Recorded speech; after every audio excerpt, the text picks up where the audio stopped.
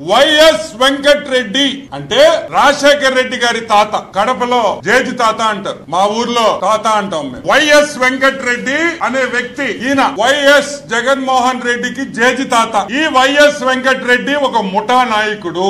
ఈ వైఎస్ వెంకటరెడ్డి 1925 అంటే కరెక్ట్ గా 100 ఏళ్లు వెనక క్రిస్టియన్ గా క్రైస్తవుడుగా ఇతను మారాడు. ఈ ముఠా నాయకుడిలో మార్పు వచ్చి క్రైస్తవుడుగా క్రిస్టియన్ గా యేసు ప్రభుని నమ్ముకొని ఇతను క్రిస్టియన్ అయ్యాడు. 100 ఏళ్ల ముందర 1925 ఈ వైఎస్ వెంకటరెడ్డి క్రిస్టియన్ గా మారిన తర్వాత వాళ్ళ కుటుంబం అంతా క్రిస్టియానిటీలోనే ఉండింది. యేసు ప్రభువునే నమ్ముకున్నారు. అది తప్పు కాదు. ఎవరు ఏ రిలీజన్ ని నమ్ముకోవాలన్నా, ఏ మతాన్ని ఎవరన్నా నమ్ముకోవాలన్నా అది వాళ్ళకి పూర్తి స్వేచ్ఛ భారతదేశంలో ఉంది అనే విషయం మనం అందరినీ గమనించాలి. ఓకే, జయమ్మ ఎవరు? సాక్షాత్తు వైఎస్ రాజశేఖర్ రెడ్డి తల్లి. ఆమె కూడా క్రిస్టియనే. నేను ఒకటే అడుగుతున్నా మిమ్మల్ని, ఒక్కసారి గుర్తు పెట్టుకోండి. వైఎస్ విజయమ్మ కూడా క్రిస్టియనే, రాజశేఖర్ రెడ్డి క్రిస్టియనే. రాజశేఖర్ రెడ్డి శ్రీమతి పెద్దామి విజయమ్మ గారు, ఆమె కూడా క్రిస్టియనే. జగన్మోహన్ రెడ్డి క్రిస్టియనే. జగన్మోహన్ రెడ్డి భార్య క్రిస్టియనే. జగన్మోహన్ రెడ్డి చెల్లి క్రిస్టియనే. నేను అడుగుతున్నాను, ఒక ముఠా నాయకుడు అని, వైఎస్ వెంకటరెడ్డి ముఠా నాయకుడు, ఒక ఫ్యాక్షనిస్ట్ అని నేను చెప్పలేదు. చెప్పింది ఎవరు? విమలమ్మ గారు. సాక్షాత్తు విమలమ్మ గారు చెప్పారు. ఏమని? మా తాత యోధుడు గారు సంధించి వెంకటరెడ్డి అని మా తాత గారు 93 సంవత్సరాలు అంటే 1925 లో క్రైస్తవుడిగా మారాడు. యేసు ప్రభువుని స్వంత రక్షణగా అంగీకరించాడు. అంతకు ముందర ఆయన విగ్రహాలు పూజించేవాడు. రాయలసీమలో ముఠా నాయకుడు. ఇది నేను చెప్పలే, వైఎస్ విమలమ్మ చెప్పింది. ఆమె రాసిన బయోగ్రఫీలో, ఆమె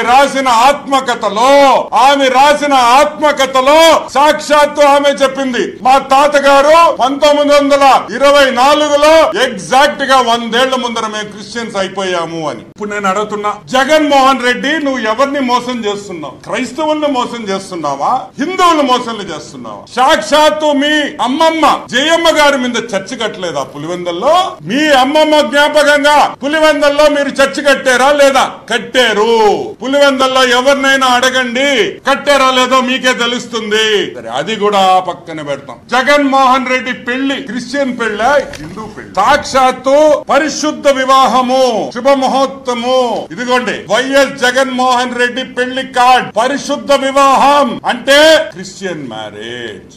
నీకు భారతికి జరిగింది క్రిస్టియన్ పెళ్లి. ఇదిగో సాక్ష్యం. కానీ జగన్మోహన్ రెడ్డి మాత్రం, మీ శ్రీమతి వైఎస్ భారతి గారు, మీ మామ జగన్మోహన్ రెడ్డి, మీ మామ చచ్చిపోయినప్పుడు ఆయన బెరియల్ క్రిస్టియన్ బెరియల్ కాదా అని అడుగుతున్నా. క్రైస్తవ సాంప్రదాయం ప్రకారం ఆయన దహన సంస్కారాలు జరిగినాయా లేదా అని. కానీ జగన్మోహన్ రెడ్డి మాత్రం హిందూ, క్రిస్టియన్ కాదు.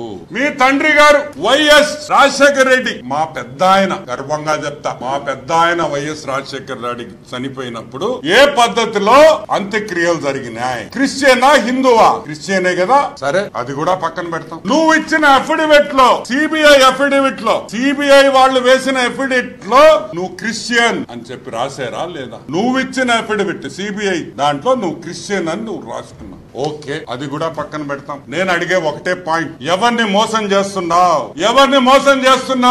యేసు ప్రభువా తండ్రి, ఈ మోసగాడు, నీ పేరు చెప్పుకొని ఓటడిగిన మోసగాడు ఈ రోజు నీతో సంబంధం లేదు, నాకు సంబంధం లేదు, యేసు ప్రభు ఎవరో నాకు తెలియదు అంటున్నాడు నీ బిడ్డ. తండ్రి, కళ్ళు తెరువు తండ్రి, భస్మం చేయి తండ్రి ఇతన్ని. యేసు ప్రభువా, హల్లెలూయా.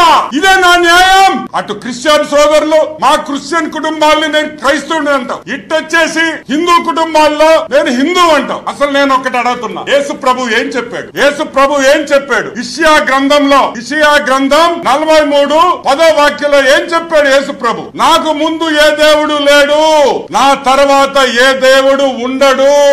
ఉంటే వేడిగా ఉండండి, లేకపోతే చల్లంగా ఉండండి, అటు ఇటు ఉండద్దు అని సాక్షాత్తు యేసు ప్రభువే బైబిల్లో రాసింది. చేస్తున్నారు. ప్రభు రాసిన వాక్య ఇది. కానీ అటు వేడి ఉండదు, ఇటు సల్లంగా ఉండడు. ఇతను హాఫ్ టికెట్ కాబట్టి 50-50లో ఉంటాడని కూడా మీకు మనం చేస్తున్నాం. సాక్షాత్తు యేసు ప్రభు చెప్పిన మాట నేను చెప్తున్నా. ఇతను దానికనే ఇతను హాఫ్ టికెట్ అనేది. ఎందుకంటే అటు ఇటు కాకుండా ఉండే వ్యక్తి అని కూడా మీకు మనం చేస్తాం.